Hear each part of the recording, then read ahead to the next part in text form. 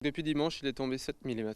Comme chaque matin, Anthony regarde son pluviomètre, même si les millimètres tombés depuis dimanche sont faibles. Cette pluie est vraiment la bienvenue pour ce jeune agriculteur. Bien sûr que c'est un soulagement parce qu'on a des cultures d'automne quand même, comme le chou, qui va quand même reprendre un peu de l'avant et pousser encore et peut-être entamer une récolte en fin octobre, début novembre. Une récolte du chou donc retardée cette saison, et pour se rendre compte des effets du manque de pluie sur les cultures, il suffit de regarder d'un peu plus près dans ce champ de choux rouges pour constater le manque de maturité actuelle du légume en souffrance, faute d'eau. Un chou doit faire à peu près 1,5 kg, 1,8 kg pièce.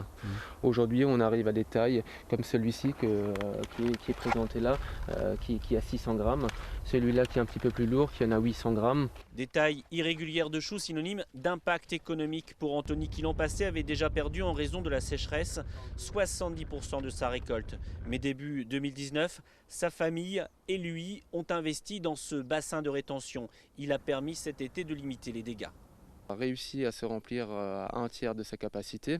Ça nous a permis de, on va dire, que les cultures ne crèvent pas, mais ça n'a pas forcément donné le rendement qu'on recherchait. Un bassin qui cet hiver devrait se remplir entièrement, 12 500 mètres cubes d'eau, qui logiquement devrait permettre d'alimenter tout l'été prochain les 25 hectares de légumes d'Anthony, même s'il ne pleut pas.